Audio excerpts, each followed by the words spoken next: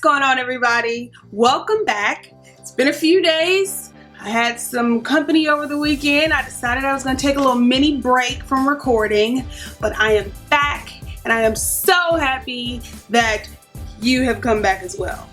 Like most of the country and probably some other parts of the world, I watched the Democratic National Convention last night. Well, I shouldn't say that I watched it.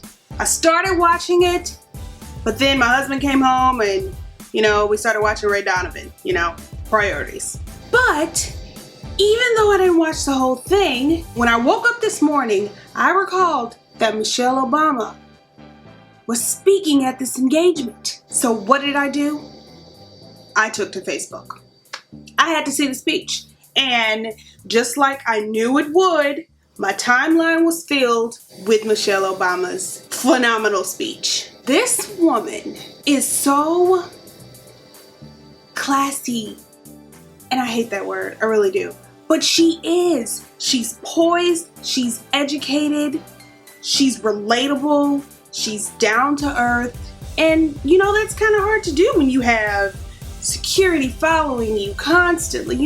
It's not easy to seem like, let alone be a regular person in the position of being the most important family in the world. Given that that speech was so phenomenal and it touched me and it made me emotional just like it did so many other people, not just black women, but so many other people. I mean, if you saw the people in the audience, you saw that most of them were, a lot of them were moved to tears. It was outstanding. It was one of the best speeches I've seen. See, because at that moment, I realized that our time in the White House would form the foundation for who they would become. And how well we managed this experience could truly make or break them. That is what Barack and I think about every day as we try to guide and protect our girls through the challenges of this unusual life in the spotlight. How we urge them to ignore those who question their father's citizenship or faith.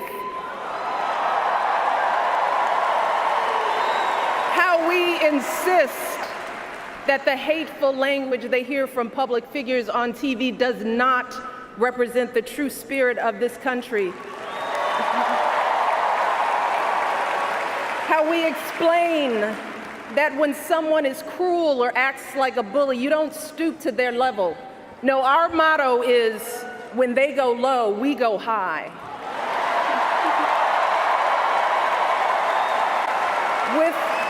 With every word we utter, with every action we take, we know our kids are watching us. We as parents are their most important role models.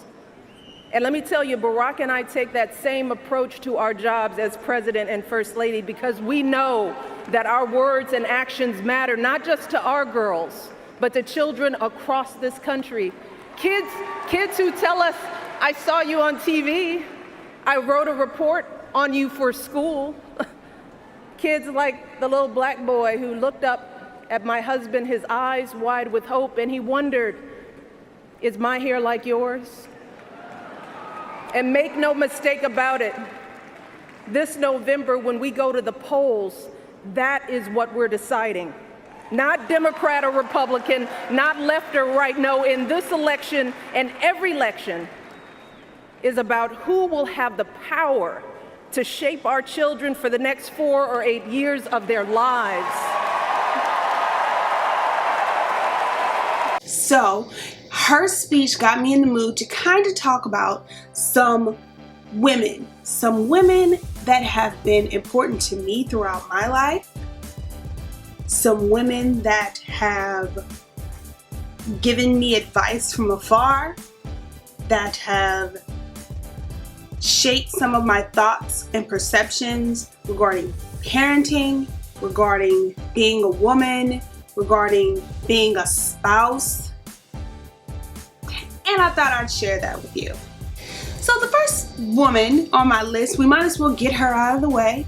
And if you've watched any of my other videos, particularly my vlogs, you know that I am a huge fan of Beyonce. Not only is this woman extremely talented, she is hardworking, she is humble, she is a wonderful mother, and for most of her life, she tried to be a role model. Now, she's grown, and she's told you this before. So now, yeah, she stepped into doing things that she wanted to do. She does not feel a need to stifle her sexuality. And even though this woman is a few years younger than me, she is definitely someone to look up to as far as work ethic, never giving up, striving for your dreams, understanding that if you want to be the best, you have to work the hardest. She's beautiful. She is one of the best at her craft in the world. Fight me on it. And her music and her art makes me happy. Next on the list is Jada Pinkett Smith. Now, a lot of people question Jada's parenting. They question her marriage. They question her hairstyles. And that's one of the things about being a public figure that is definitely a turnoff. But what those people have to say about her does not change the fact that I've grown up watching this woman be phenomenal. Her parenting. Can you imagine someone speaking ill of your children and they don't know them? And perhaps this has happened to some of you, but for it to be on that level, I admire the fact that she lets her children be who they want to be. I don't believe that I have that kind of courage for my children to do things that will cause them to be ridiculed. I know what's going to happen. I can't say that I'm strong enough to say, let's not. She never stifled her children in that way. Her son wants to wear a skirt, she'll probably go shopping with him. I admire that. Some of you may disagree. Some of you may call it bad parenting for her to let her 11-year-old shave their head and, you know, for her to let her children be free thinkers. But Jada Pinkett Smith said, our children, they're not ours. And what I get out of that is they don't belong to us. They're people. Children are not things, they're not objects. You have to respect how they feel and want to live their life, starting at the very beginning. There's no age when you should start respecting your children and their wishes. We want to keep them out of harm's way. If they're not doing anything to harm themselves, I don't think we should interfere. Like I said, I'm nowhere near that type of parent. I'm striving to be as my children get older. My daughter is almost 16. I'm trying my best to let her live her life and make her mistakes and be who she's gonna be. All I know is that I'm gonna love her regardless. I've got 4 kids. Who knows what could happen? I will always be there for them. I think that Jada Pinkett Smith embodies that. The next person on my list is Viola Davis. I started watching Viola Davis probably earlier than I remember. Probably earlier than I recall, because the first time I really stood up and paid attention was when she was cast in Help.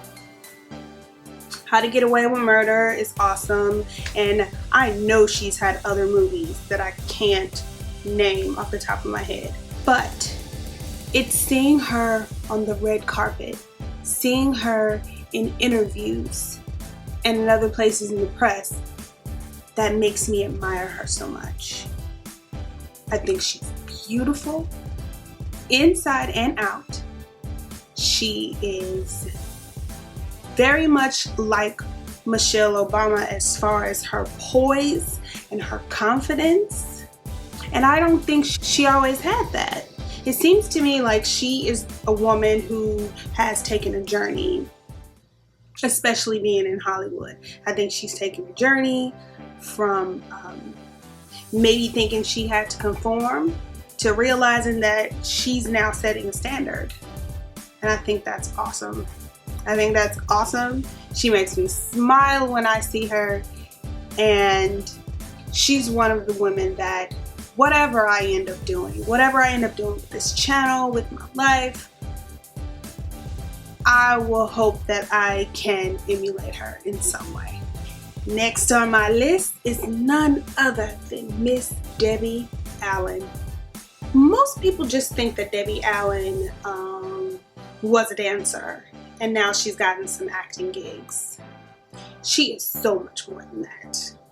She has mentored so many young women and men in the arts. And when I say the arts, I mean just about all of them. She dances, she acts, she can sing, she directs. She directs shows you don't think she directs. I saw that she was involved with one of my favorite shows, Survivor's Remorse, just today. I said, did that say Debbie Allen? She is everywhere. I love her in Grey's Anatomy. And that fire that she puts across in every project that she's involved in, I want that. I feel like it's necessary. I feel like it's necessary for a Black woman to be assertive, especially when they're as beautiful as she is. I think that her, what some would call an attitude, is very necessary, and I can dig it. And the last person on my list, but oh my goodness, not in any way the least, is Debbie Allen's sister, Miss Felicia Rashad. Okay, let's just say that I grew up with a mother and a grandmother. I've got women that raised me and took care of me, and there are no complaints there. I mean, sometimes I wish we were closer, but you know, it is what it is, and we love each other. But Felicia Rashad, Claire Huxtable, has always been a mother figure to me from afar. And I know some of you know what I mean. If you grew up when I grew up, if you have Netflix and you stumbled across The Cosby Show, you know that that woman was everything. Dare I say, I take parenting tips from Claire Huxtable. She was loving and supportive, but no nonsense. And she would let you have it when necessary. She was smart. She was gorgeous. She still is. She's on Broadway to this day. She is, to me, what I want to be when I grow up. Her resume is ridiculous. And even at her age, she's just one of the most elegant and beautiful women that I've ever seen on television. Ever. And like I said, after seeing Michelle Obama deliver that speech, I just felt like I should do something in my own little way just to thank these women, to thank them for making so many of us realize what can be done, to not let anything deter us or make us feel like we have to conform or be less than, that we have to stifle our fire or our attitude, that we should go out there, should hold our head high, our chest out, and we should let the world have it. And that's what Michelle did last night. Excuse me. That's what First Lady Michelle Obama did last night. That's what she did. And it was awesome. Hey guys, if you like this video, please be sure to like, share, and subscribe. And you can also follow me on Facebook, Instagram, and Twitter.